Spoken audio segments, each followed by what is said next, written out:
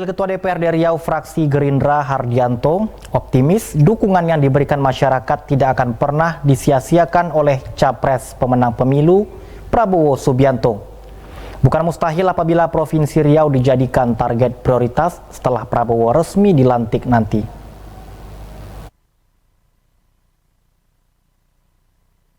Komisi Pemilihan Umum telah menyelesaikan rekapitulasi nasional perolehan suara Pilpres 2024.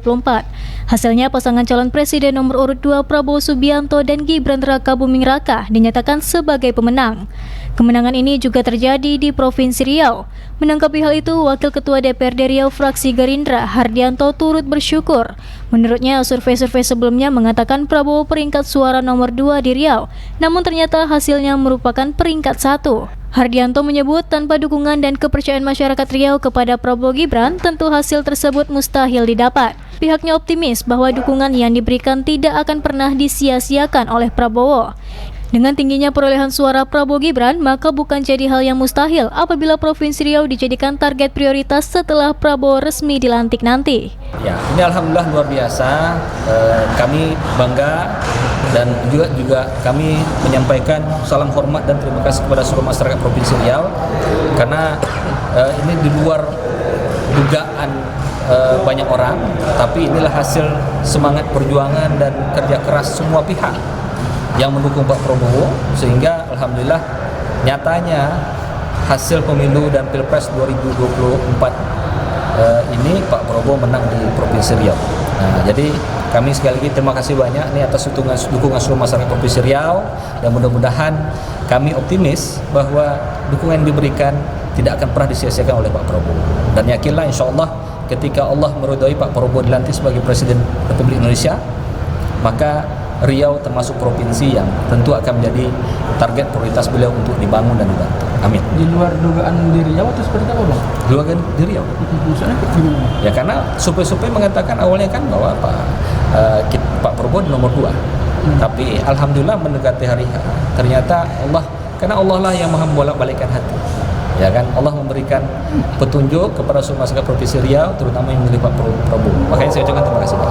Awalnya peradaban dan pemerintahan Provinsi Riau dengan Raja atau Sultan Syarif Qasim menyumbangkan uang yang tidak sedikit bagi Republik ini.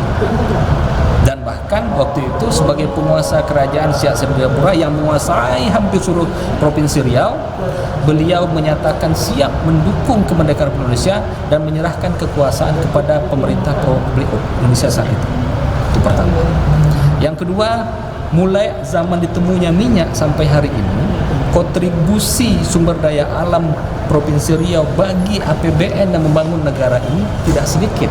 Walaupun kita akui beberapa tahun belakangan itu lifting minyak kita tidak sebesar dulunya, bahkan telah sampai 1 juta barel per hari. Ya palingan sekarang ya sekitar ratusan ribu barel. Tapi tetap masih merupakan kontribusi yang sangat besar bagi APBN dari sektor penerimaan migas, karena lebih kurang 25-28% itu masih kita sumbangkan. Nah artinya dengan dua hal ini belum lagi berbicara yang ketiga dari sisi politis, bahwa Pak Prabowo nyatanya didukung oleh sebagian besar masyarakat Provinsi Riau sehingga menang dari sisi penghitungan perolehan suara di Provinsi Riau. Nah dalam 3 hal itu kami berharap mudah-mudahan ketika Pak Prabowo jadi presiden memberikan perhatian khusus bagi Provinsi Riau, negeri Melayu, dan terakhir tentunya yang keempat, nah kita semua mengakui bahasa Indonesia lahir dari bahasa Melayu.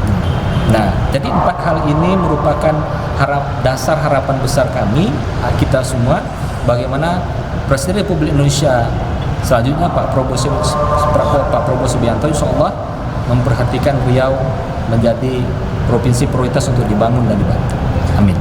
Maksudnya apa, Bang? DBH sawit sama migas ini kan sering kali itu menjadi tiap tahun kita kan? Ya. Permintaan kita untuk Prabowo agar dibesarkan lagi gitu, Bang. Gimana?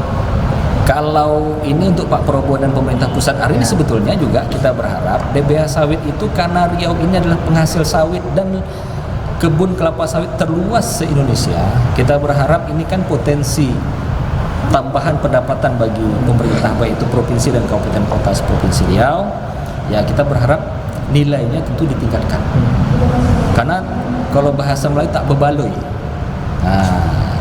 Tak bebaloi, tak seimbang antara luas kebun sawit kita, kondisi lingkungan kita yang rusak, kondisi jalan-jalan kita yang rusak karena mobilisasi angkutan TBS, kelapa sawit, dengan kontribusi yang kembali ke kita dalam bentuk dana DBH sawit. Saya katakan tidak seimbang atau tidak bebaloi. Makanya kita berharap ada hitungan khusus dan kajian, bahkan review dari pemerintah pusat agar dana DBH sawit itu harus diperbesar. Dan kita juga minta pemerintah pusat untuk transparan.